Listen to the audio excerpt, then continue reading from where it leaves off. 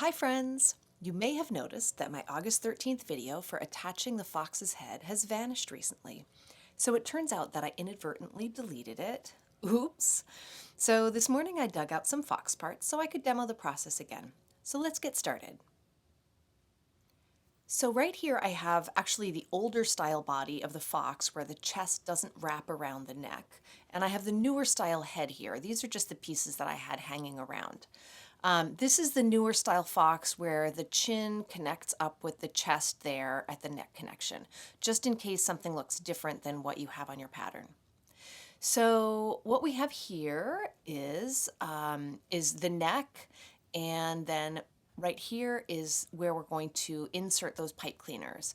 Now, if you haven't done this already, you'll notice in your pattern that it says to snip up into the head. And so that's what I'm doing here, creating a little channel for those pipe cleaners.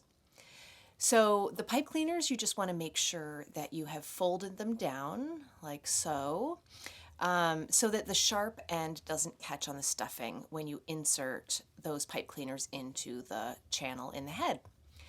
So once you've got the head slipped down over the neck there, you will thread a needle with 2 strands of embroidery thread. And I'm just going to start here at the back of the neck, and I'm going to tuck my knot up underneath the edge so it doesn't show there. And then I'm going to take my first stitch parallel to the neck seam there into the head. So one small stitch there, and then can you see that the little tick of my stitch there? And then the next stitch I'm going to go back into the neck, and then the next one back into the head. So basically this is a blind stitch, and you're going to go back and forth between the head and the body, always making the stitches parallel, and you'll just go right around the head. Now, it doesn't really matter what color you use for this. You could either use the white that you're using, the white for the chin and the chest, or you could use the body color.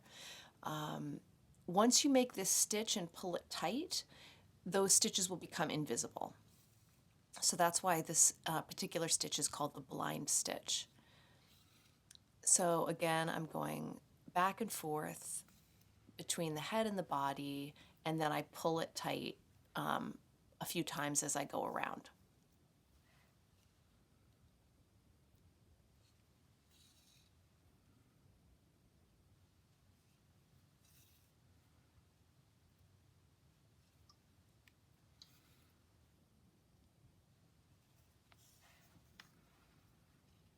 Okay, I'm pulling it tight again.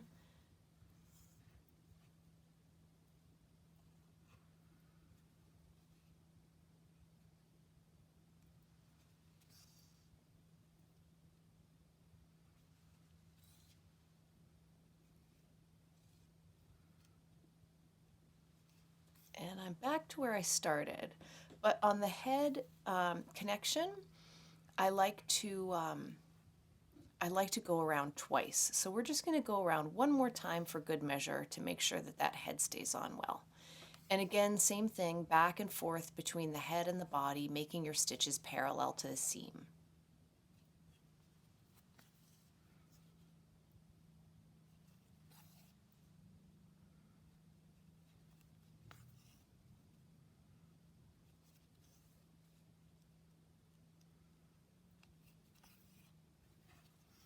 And then you tighten them all up.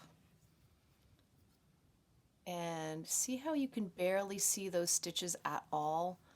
I'll often do this stitch with white thread because there's more distance where there's white thread visible.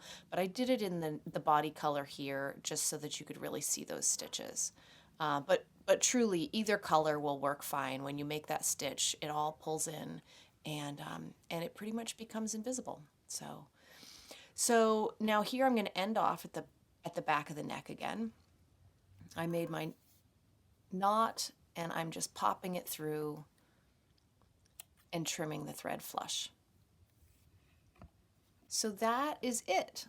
There's this little neck, and it's wired, so it's bendable, positionable, and you have a blind stitched seam at the neck. Get that little piece of dust off, and we're good to go. All right, you guys, have fun with that. And if you have any other questions about different techniques, definitely let me know and I'll make some more videos. All right, take care. Bye.